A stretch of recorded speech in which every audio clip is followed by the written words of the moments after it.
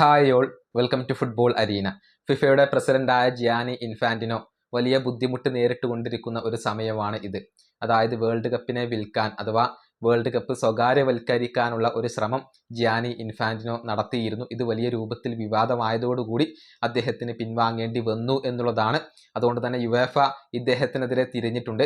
പലരും ഇൻഫാന്റിനോയെ FIFA president സ്ഥാനത്ത് നിന്നും പുറത്താക്കാനുള്ള ശ്രമങ്ങൾ ആരംഭിക്കുകയും ചെയ്തിട്ടുണ്ട്.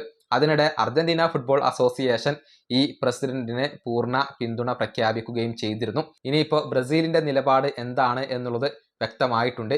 ജിയാനി ഇൻഫാന്റിനോക്കെതിരെയാണ് CBF ഇപ്പോൾ ഉള്ളത്. അതായത് അദ്ദേഹത്തിന്റെ ഈ നീക്കം അഥവാ സ്വകാര്യവൽക്കരിക്കാനുള്ള ഈ നീക്കം അത് അംഗീകരിക്കില്ല എന്നാണ് CBFന്റെ പ്രസിഡന്റായ സമീർ സൗദ് ഇപ്പോൾ വ്യക്തമാക്കിയിട്ടുള്ളത്. അദ്ദേഹം പറഞ്ഞത് ഇപ്രകാരമാണ്: ഞങ്ങൾ ഇതിനെ അനുകൂലിക്കുന്നില്ല. കോൺമബോളുമായി ചേർന്നുകൊണ്ട് ഞങ്ങൾ കൂട്ടായിട്ടുള്ള ഒരു തീരുമാനം എടുക്കും. ഇനി വ്യക്തിപരമായി പറയുകയാണെങ്കിൽ ഇതിനോട് എനിക്ക് ഒട്ടും യോജിപ്പില്ല. ഇത് ഞങ്ങൾ എതിർക്കുക തന്നെ ചെയ്യും. ഇതാണ് സമീർ സൗദ് അഥവാ CBFന്റെ പ്രസിഡന്റ് ഇപ്പോൾ വ്യക്തമാക്കിയിട്ടുള്ളത്.